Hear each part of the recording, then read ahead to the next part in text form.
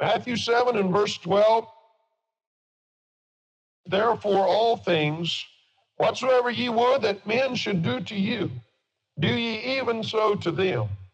For this is the law and the prophets. We want to study on whatever term you might want to use as far as describing the text or describing the subject. I realize we could call it do unto others. That's the common terminology. People primarily quote this passage as do unto others as you'd have them do unto you, although that's not an exact quote, but it's basically the meaning. But I'd like to rather classify our subject as that of Christian conduct. If we really live according to this basic rule and this basic principle, we will be conducting ourselves in a manner that the world can see Christ in us in a far greater manner. One of the best ways for us to manifest Christ and to show Jesus Christ in our life is if we live in such a manner that we really and truly follow this basic rule of do unto others as you'd have them do unto you. I realize there's a lot of joking around in the world today, and I don't think it's the best thing to do. The Bible shows us joking can be very dangerous, and one of the dangerous types is when it pertains to things that are scriptural or spiritual. That's one of the most dangerous, even more so than the filthiness of the jesting that's going on in the world.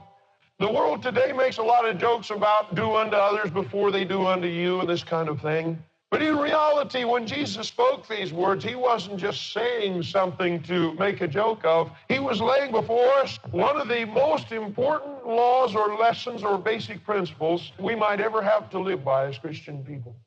He was giving to us perhaps one of the most simple to understand, and yet one of the most widespread applications for the Christian life pertaining to our conduct. It's very important we follow this basic principle. One of the most common phrases in the New Testament is those two words, one another. A lot of people are familiar with the thought, love one another. Some folks know about the passage that tells us to admonish one another. Some people know about some of the other verses of Scripture pertaining to our relationship one with another.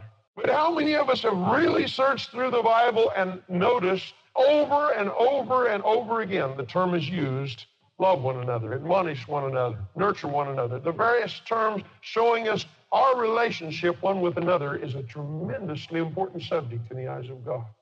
This is why we need to always remember to practice this basic law that Jesus gives us. I know a lot of people practice it this way. They say, well, I'm doing unto others as I'd have them do unto me. I don't care if they do that.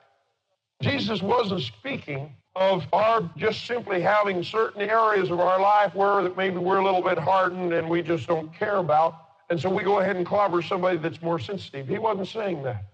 What he's saying is the basic principle of do unto others as you'd have them do unto you is not necessarily just if you don't want somebody to hit you, then don't hit them. It's not just that. It's the principle that if you want somebody else to treat you right, treat them right. Not necessarily every detail of your life, the way you don't care about something is maybe not going to affect someone else. He's not saying that. I've had people tell me, I just did what I'd have done to anybody else. Maybe you might have done that. And you might have expected anybody else to do that to you, but not everyone is just like we are. There are some people that maybe could really take a lot, for example, of sarcastic kidding. Some people you could just let fly and joke at them and clobber them right between the eyes constantly with jokes or with maybe little remarks that kind of cut them down in fun, but they might not bother them whatsoever. But for that person to turn around and say, I don't care if others do it to me, and go out and do it to everybody else, that's not what Jesus was talking about. He was applying the very principle of the thing. If you want to be treated rightly, treat others rightly. You might not be bothered by something, but if they are, then don't do it. For example, you might not be bothered by their kidding you, but you might be very bothered by them doing something else. Jesus' principle says this, you don't do that bugs them if you don't want them to do that bugs you. It might be some different things, but the principle involved is be good to others if you want them to be good to you. Is there a person here that wants everybody to be mean and ornery and nasty and ungodly toward them? Not a one of us. We all want people to be good to us. We all want people to be kind to us. We all want people to be all around nice and loving and this sort of thing.